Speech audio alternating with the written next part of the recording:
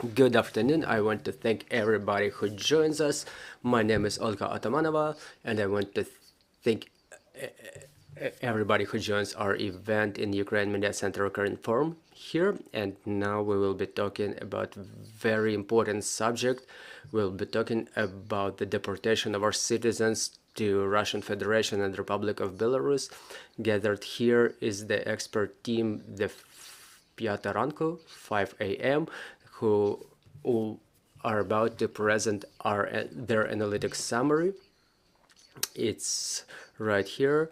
Whoever wants to familiarize themselves with those materials, it's available in Ukrainian and English languages.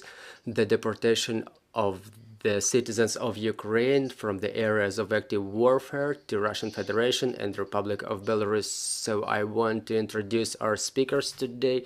Joining us are Alyona Lunyova, Director at Human Rights Center ZMINA, Kateryna Rashevska, lawyer of Regional Center for Human Rights, Tetyana Katrychenko, Coordinator of the Media Initiative for Human Rights, and Alina Pavlyuk, attorney at law and analyst of the Ukrainian Legal Advisory Group. So we will be talking about this summary about the crimes committed by Russians in the temporarily occupied territories of our country. And I want to pass the microphone to Alyona Lunyova, our first speaker. Miss Alyona, can you tell us a few words about this summary, what you were able to study? Good afternoon, dear colleagues. The Coalition of Ukraine 5 a.m., which was founded right after the beginning of the full-scale aggression against Ukraine, it unites more than 30 organizations, including international ones and just individual experts who got united for documenting of the war crimes and to systematically influence the investigation and to improve its quality in the territory of Ukraine and to draw people's attention to the issue of violation of human rights during war. And the fact that we investigated this issue of deportation, it's just another component of the mass crime which started back in 2014, but the mass deportation that started back in March, we were witnessing the first evidences of this deportation. It's kind of a new phenomenon for this conflict, and according to the information from the Russian sources, it's more than 4.7 million Ukrainians who are currently in Ukraine, or in Russian Federation, sorry, and the Russians said that they ended up there voluntarily. They had but in fact they had no opportunity to leave the area of active warfare other than through Russia. So now we will be talking how to tell deportation from evacuation. We were focusing on the circumstances of such deportation. We were investigating the deportation of children, the messages about such deportation. The kidnapping of children can also be classified as the crime of genocide. So our purpose was to analyze the context and individual cases and to show the systematicity of the policy of Russian Federation related to the deportation of Ukrainians to Russian Federation and to Republic of Belarus, because we identified such facts too, so you can check the materials of this report.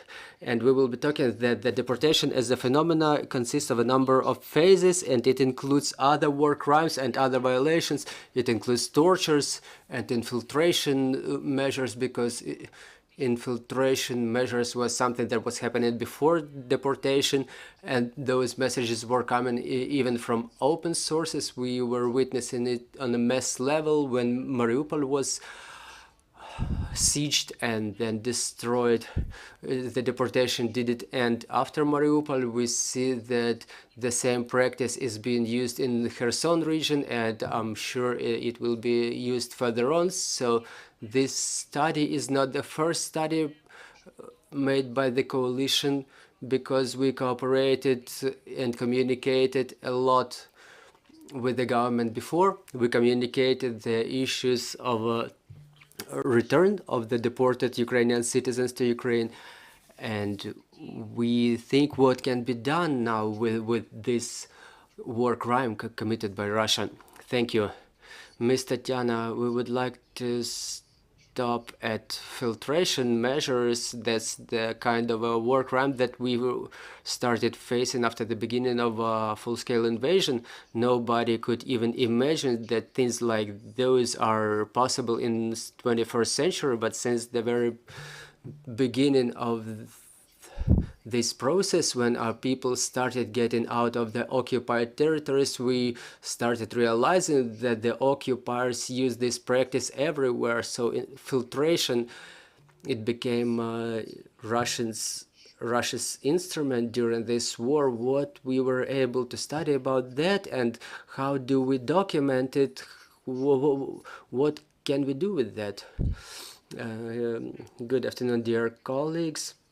The so-called filtration measures that how we started calling it, but in fact it's the inspection, the check for loyalty to the occupational forces. We were observing this phenomena in all the territories. First of all, in the north, in Chernihiv, Sumy and Kiev regions, because most likely there were spot inspections of the people who just accidentally were coming across Russian military in the streets. The occupiers were inspecting the houses, the residential buildings, but this filtration process started actually in Donetsk region. It was not only related to occupation of Mariupol, but also of Volnovakha. When the territories were occupied,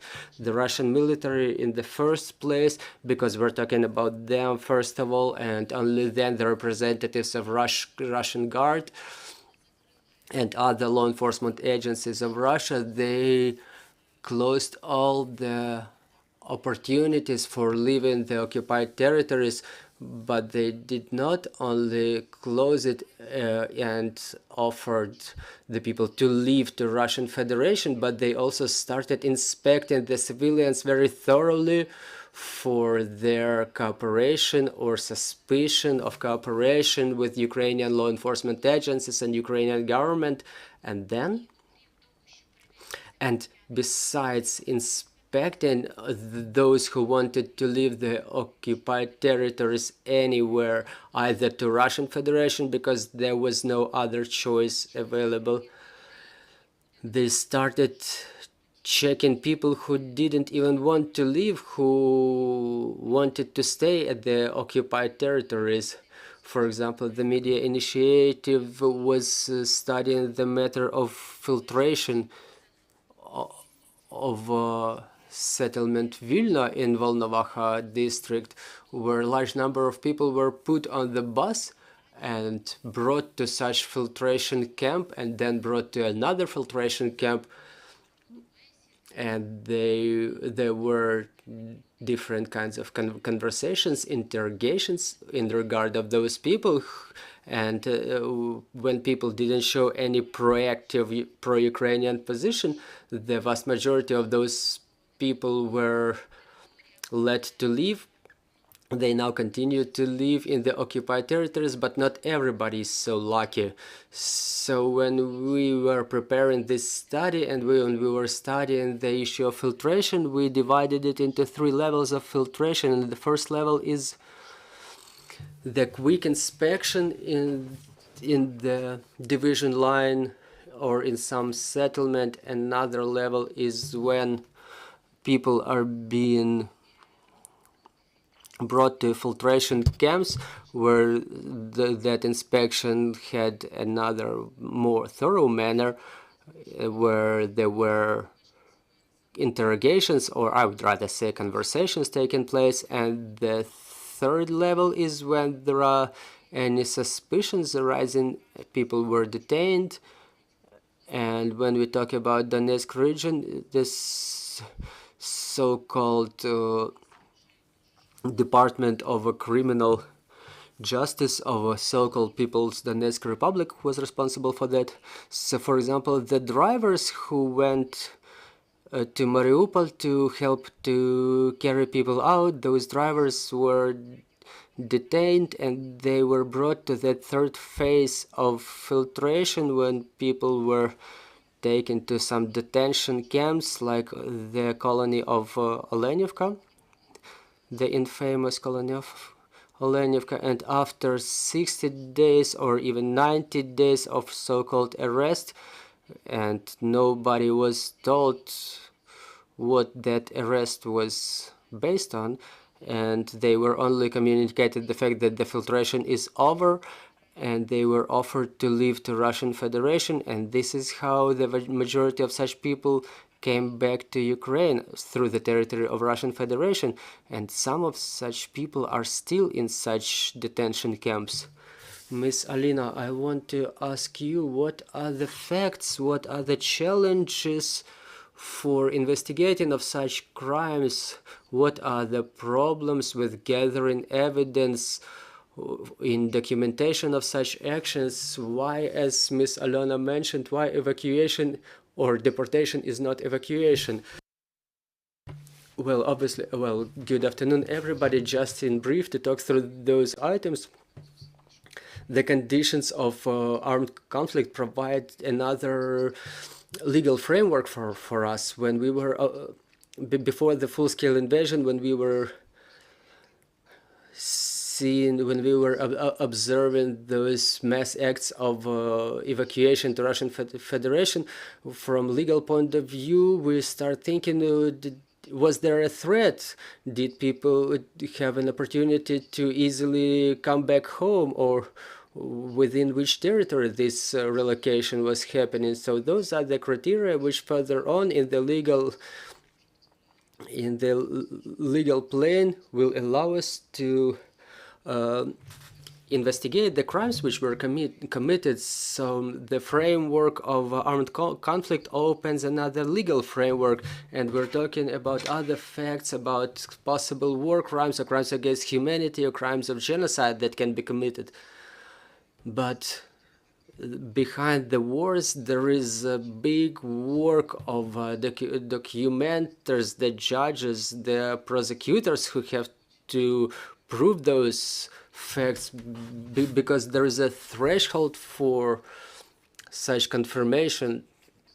So talking about the war crimes, we can investigate some single facts, the relocation of a single person against their own will. But when we're talking about the crimes against humanity, it's a systematic policy that we see in different territories. So such type of crimes contemplates more difficult conditions, more difficult challenges to prove this crime. We have to open the investigation in the International Criminal Court to support our national legal system, but none of the international court institution may solve our problems. So what do we have now? All the systematic problems that were happening on the level of justice, on the level of investigation, starting from 2014, they just grew to a bigger scale after the 24th of February. That's why we have more than 60,000 possible war crimes, likely war crimes, among which we also consider the forced relocation of the citizens of Ukraine, of the deportations. So none of the national legal system may cope with such number of crimes, and it's been also augmented by the facts that were happening before the 24th of February, because the facts of deportation and forced relocation of the citizens of Ukraine, they were documented before the 24th of February in Crimea and in Donbass as well. And there is a big problem also with gathering of evidences, because the restriction of access to people who are outside Ukraine. It's good that many of them can find themselves in the territory of other countries and we can cooperate with them, or they may come back to Ukraine. and the capabilities of our law enforcement agencies in terms of different actions outside Ukraine, we don't have it. For example, an investigator who is located in Kiev cannot interrogate somebody who is in Georgia without documents and unfortunately cannot come back to Ukraine or to live to the other country, which may facilitate that process, and it's a very big challenge.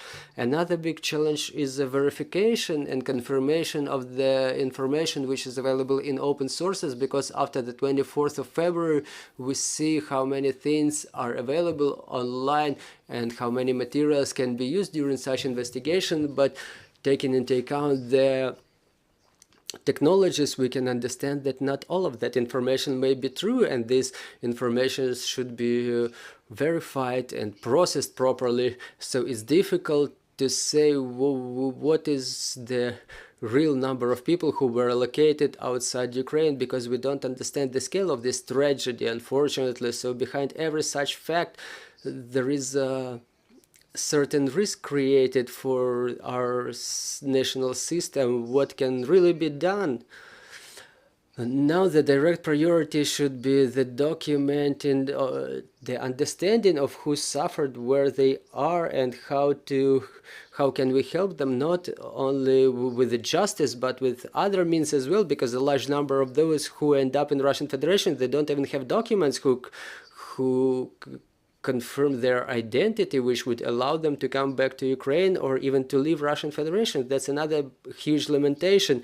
And another big problem is with the children, specifically those who were under the control of the government, who were in certain institutions, for example, the orphan children that Ukraine was responsible for, that Ukraine was taken care of before, so when they ended up in the occupied territory, so another question was what to do with them, and when those kids were deported. This is why, together with documenting, there is another issue of systematization. We have to reserve the systematicity, the approaches. And this is the issue of a serious, diligent work, and we can hardly expect for some quick justice to happen for such crimes, no matter how bad we want it. And we have to estimate our court system, our justice system soberly, because the majority of the proceedings are happening without the presence of the convicts, because many, for example, to have those people detained, those who should be liable for crimes, it's quite difficult now. So it's an open question how to bring those people to liability for those crimes.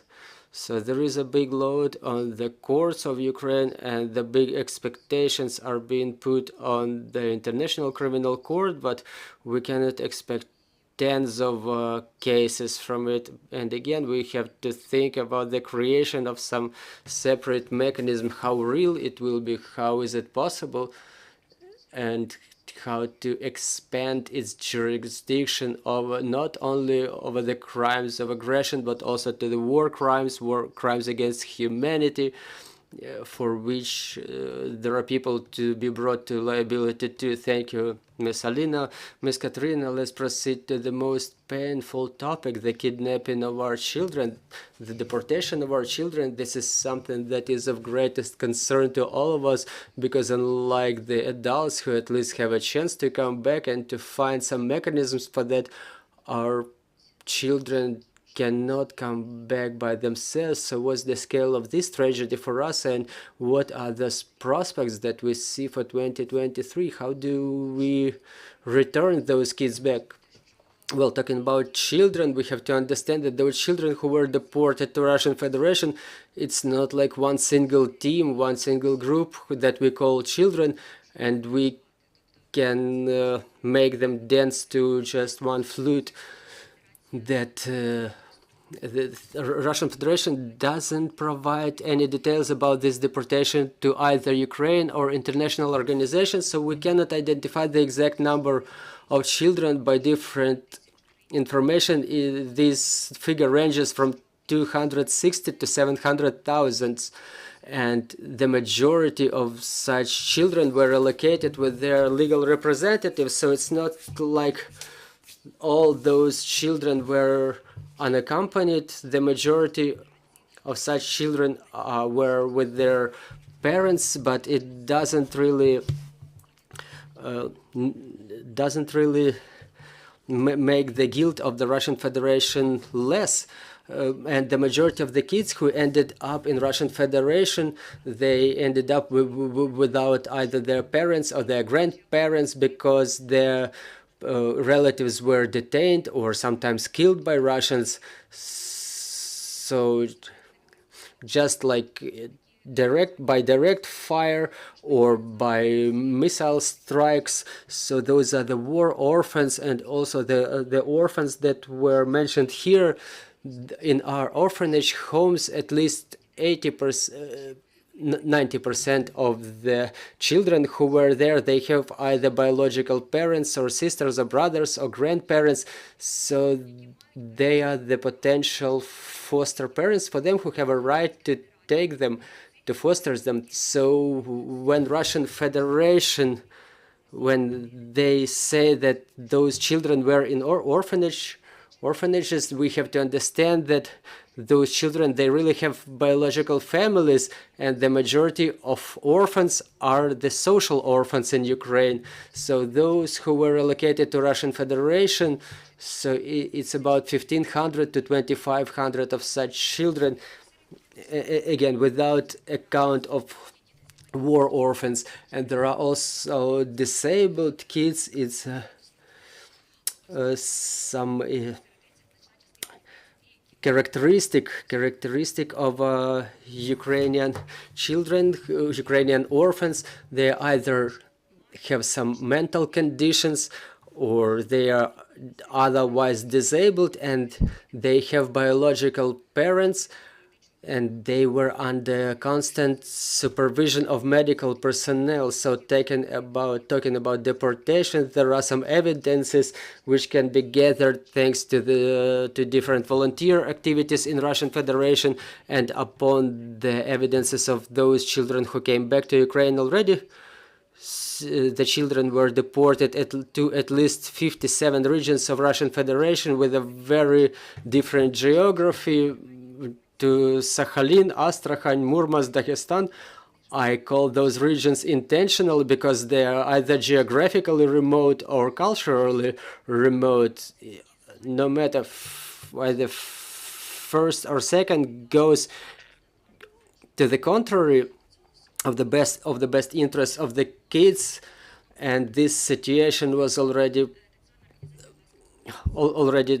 drew attention of the international organization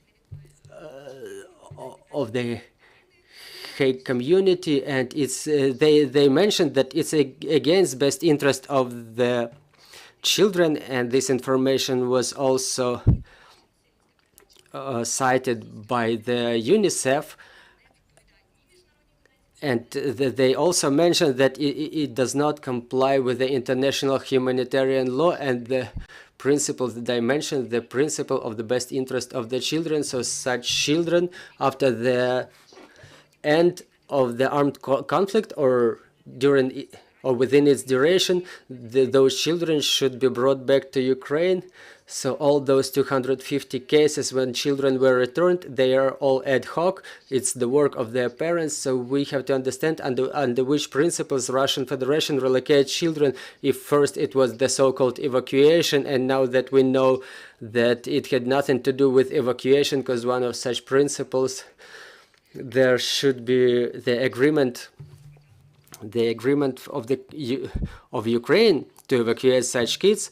There was no such agreement, and in compliance with international humanitarian law, there should be an information notice passed on to the ICRC. It's so detailed that it mentions the color of eyes and of color of hair of such children to facilitate their identification. So Russian Federation did not hand us anything like that. So it was intentional when the group of the guilty persons, they were understanding clearly what they were doing. Also, there was charity activity related to children's recreation in the summer camps, and Russian Federation allocated a lot of funds to the budget to provide such so-called recreation, not only in Russian Federation, but also in occupied Crimea and Belarus. We have to talk about it openly because Belarus is a participant to this crime, because the Ukrainian kids who are in such camps, and as the so-called head of so-called Republic of Crimea, Sergei Aksyonov said, the main purpose of such camps is to turn such children into the real patriots, and obviously not patriots of Ukraine. And dispensarization is another issue of my concern, because Putin initiated this process by his decree, and all the children in occupied territories had to undergo medical inspections, and during such inspections it was identified that 11.5 thousand people require such dispensarization, which started in summer, and it was related to so-called provision of medical assistance to them, because theoretically in summer camps there is a 15 to 21 day recreation period. Under medical conditions, the children may be detained in the territory of Russian Federation in the compliance of Russian law for an infinite period of time. Meanwhile, their parents remain in the occupied territories. So we have a lot of unaccompanied children in Russian Federation, which end up in some hospitals for provision of medical help. So they will be subject to propaganda. They will be turned into Russian citizens. And to wrap up this short summary, I have to mention was the purpose of Russian Federation, and it's the only single purpose. So I'm coming closer to legal classification. It's a genocide of Ukrainian nation, which is fulfilled by handing Ukrainian children to Russian families in a forced manner. So at least 400 Ukrainian kids are already in Russian families, and when the Russian Federation tries to describe it as the temporary fostering, I can cite the words of their Commissioner for Children's Rights, that this temporary fostering may be turned into permanent fostering.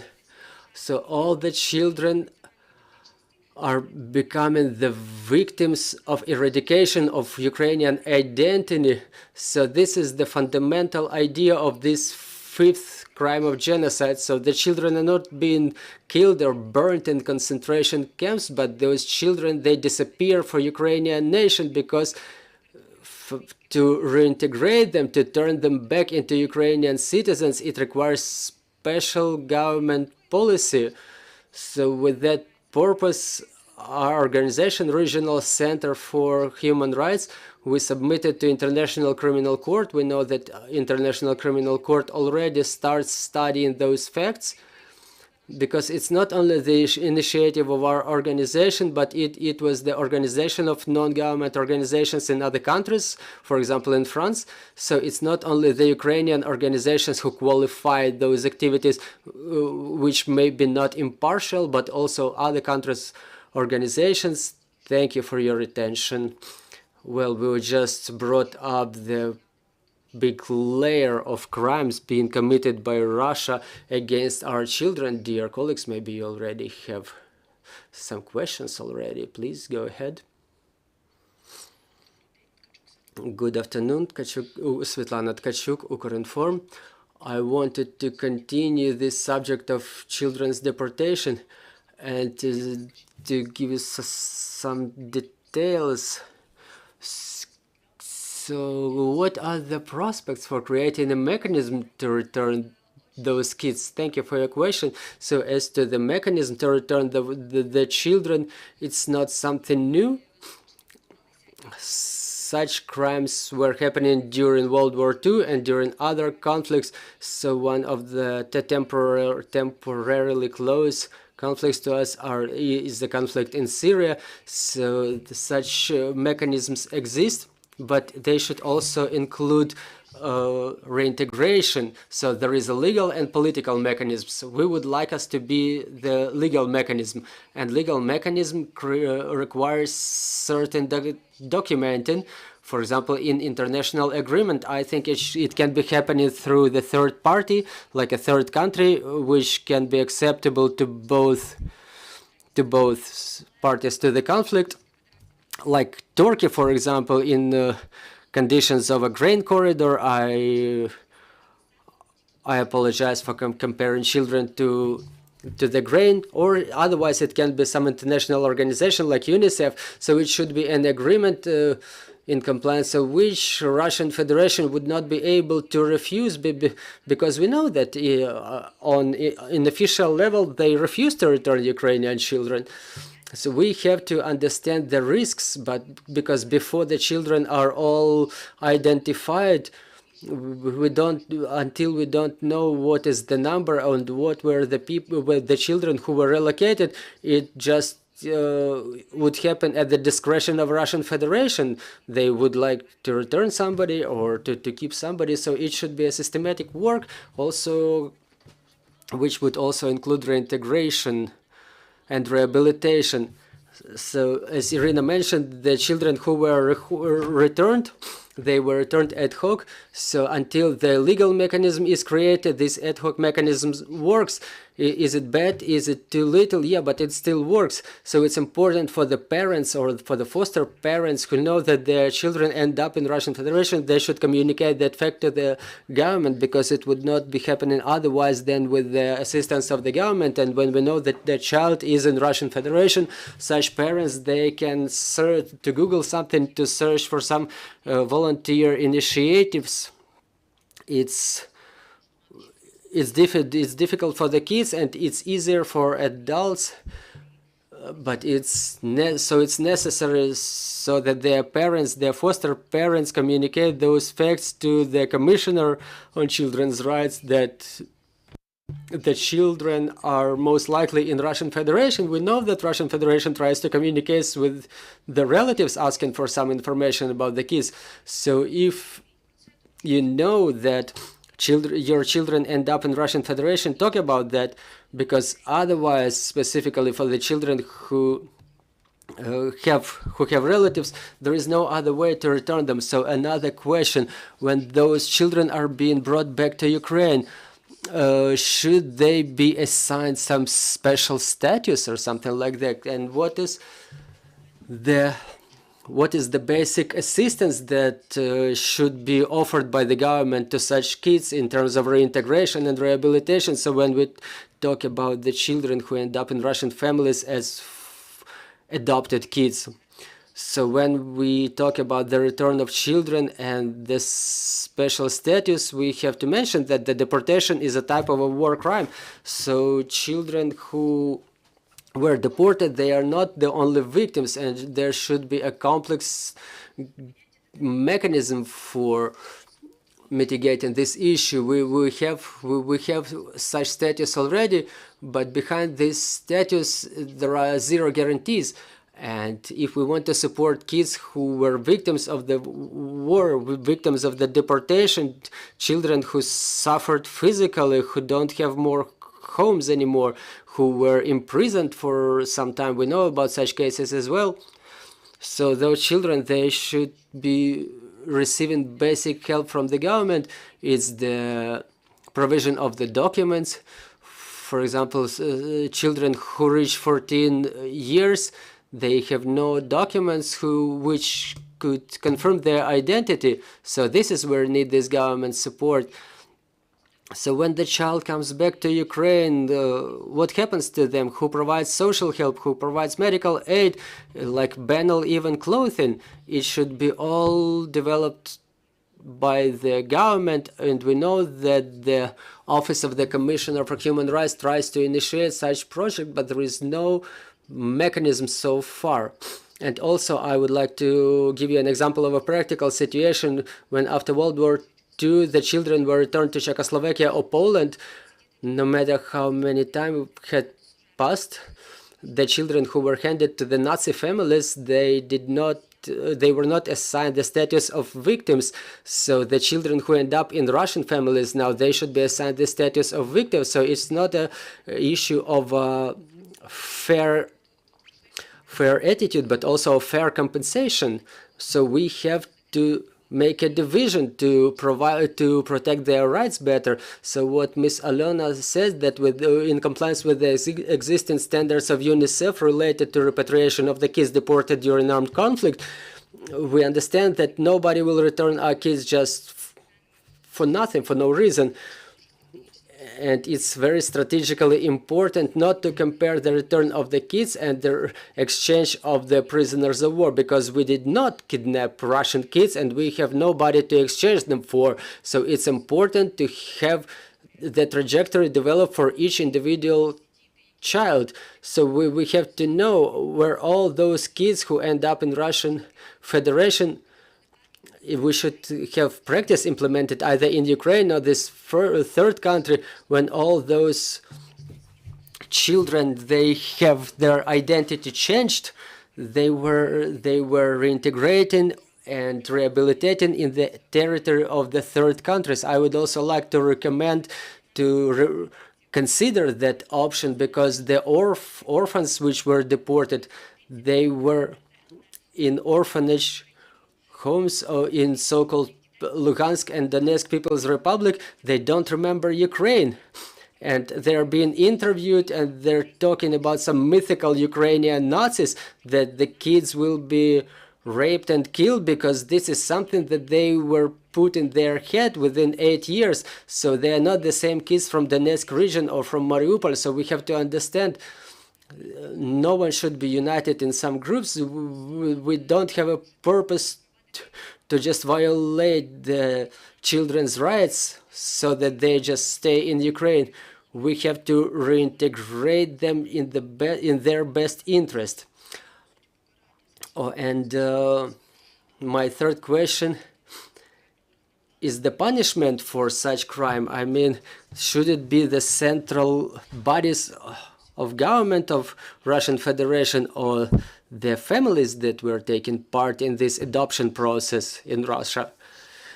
Well, I base my statements that the first link in this chain should be the fostering bodies of Russian Federation, fostering agencies of Russian Federation, who have the experience of educating such kids. Some parents wanted to adopt a child from Russian Federation, or they were told better take two from Donbass or from occupied territories. So we start with this fostering agencies, and then the commissioners for children's rights in Russian Federation, then the governors of 16 regions of Russian Federation who already agreed to have those children placed in different parts of their regions of Russian Federation. And also, let's not forget the role of Russian Orthodox Church, the role of the law enforcement agencies, the role of the military. And those law enforcement agencies, they undertook the function not only of a supervision but also of patronage. And we have to understand that on top of that is Volodymyr Putin and Marina Lvova-Belova, who is Commissioner for Children's Rights in Russian Federation. Well, I would like also to talk about the adult population who were deported. We understand the problems of we understand better the problems of the kids now that you told us about that. We were able to read the interviews of those who were able to leave deportation about their super complicated way for coming back. It was some impossible communication, some super efforts they were taking to come back to Ukraine or to leave to the countries of Europe. So what are the problems that our people face who are currently still in Russian Federation and Belarus and cannot unfortunately come back here so far. Yes, we usually focus on the issue of deportation of kids, raises a lot of questions and draws a lot of attention, but talking about the deportation of the adults, we don't know the exact number of the people deported. As we mentioned, the Russian Federation communicates the number of 4.7 million people. The international organizations report the number of 2.8 million. So we don't know exactly how many people are currently in Russian Federation and who went further, because the Russian Federation says that they created the camps of temporary relocation for Ukrainian citizens, and there are 40,000 people in such camps, but it's a big difference of between over 4 million and 40,000 who are officially reported by Russian Federation. So we cannot even imagine how many people ended up there. They're really facing the challenges of documenting. They had no documents, they had to cheat to receive Russian documents, or they had to exchange Ukrainian passports for Russian ones, or they were issued the certificate of a refugee. They were also circumvented in that way. So the Ukrainian government created the experimental procedure for the temporary certificate of the Ukrainian refugee who ended up in Russia, that there is a procedure of how to create this certificate and to send it to Russian Federation for such person.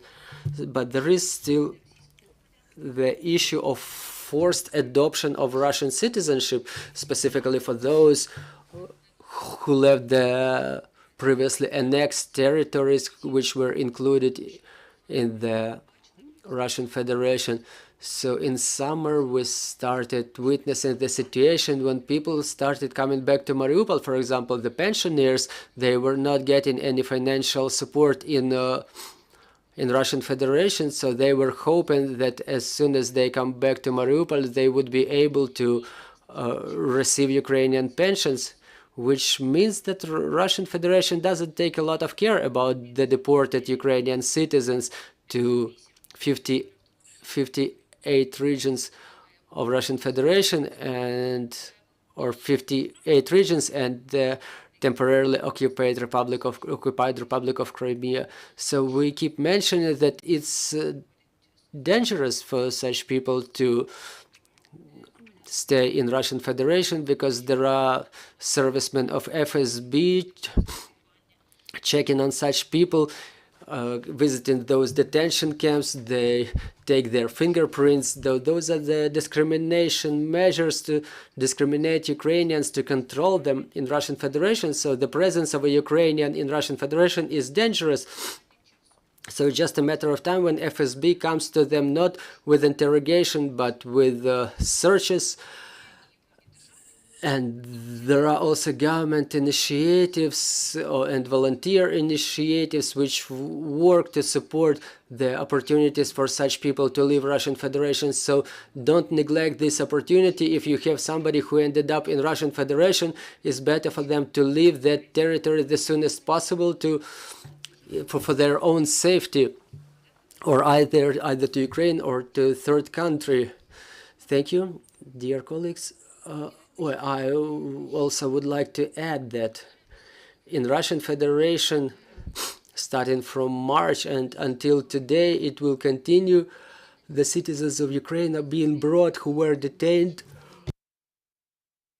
due to political motives. We can say about Kiev and Chernihiv and Sumy regions, hundreds of citizens, and also in Kherson and Zaporizhia and Donetsk and Luhansk regions.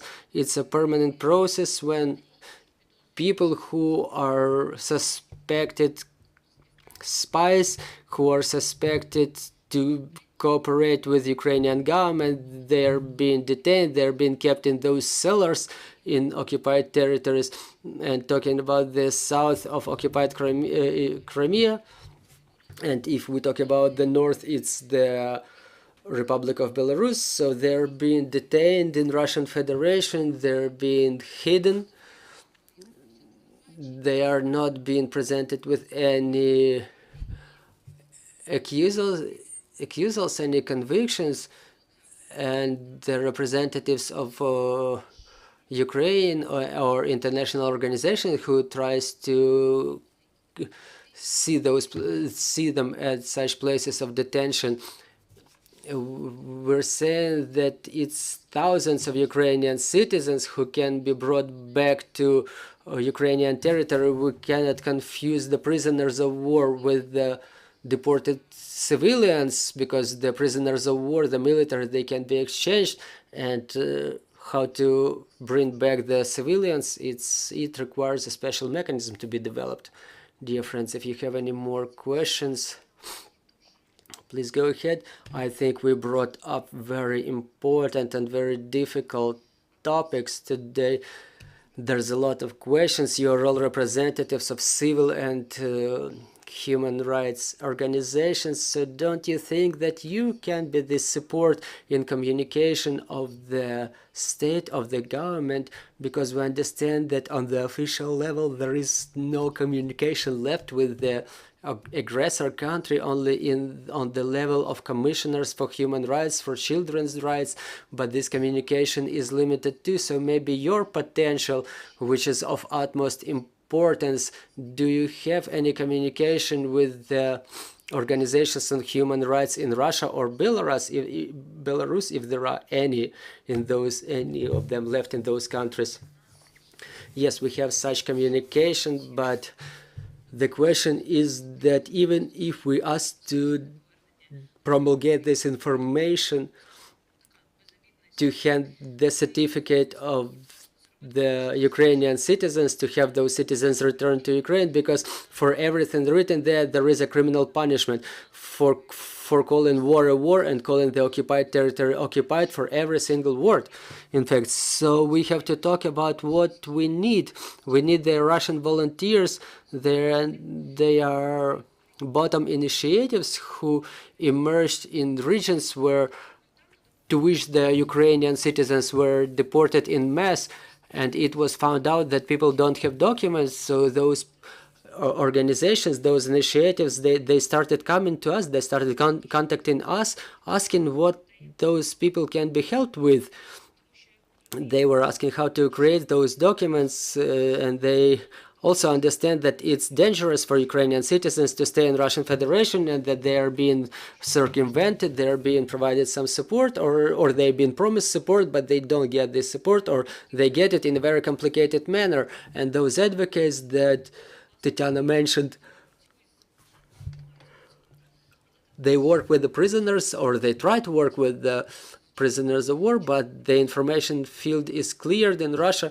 What we would like to do is to create information campaigns through social networks that don't work in Ukraine, but we would like to spread information.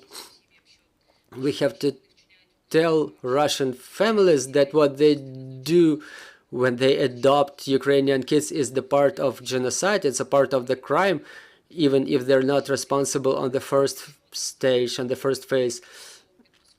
And if the citizens are being deported under conditions of closed humanitarian corridors, it's not a voluntary agreement, it's a part of deportation. So those campaigns is something that we're thinking about, and we will keep this communication for sure, because there are things that we cannot help with in Russian Federation. We cannot make visits to the prisons where the Ukrainian citizens are being detained, or places where the Ukrainian kids are being detained, are being kept. So we just want to make sure that our people are alive and they will get that help they need. I would like to emphasize that the role of civil organizations is not only something that is important, but it also the role of media is very important, because in my practice, in cases of deportation of Ukrainian kids and that their adoption by Russian cases, the cases where the parents were contacting mass media, in those cases the children were returned because they don't really like the publicity. They prefer to return those kids, and if there are mass media that have correspondence or branches in Russian Federation, I mean for foreign media, they have access to those families and they can find that information that we can use as evidence that will be handed to the International Criminal Court. So the role of mass media is huge. We appreciate your interest in this subject. It would be difficult to work without your interest in that. The government, the state, and this federation in this sensitive issue is very important. One step to the left or right, Russian Federation refuses to contact. So the, again, role of mass media is very important. I want to thank you for this topic, for bringing up these important issues, for the interest of the representatives of the mass media. Dear friends, let's work together for our victory, and glory to Ukraine.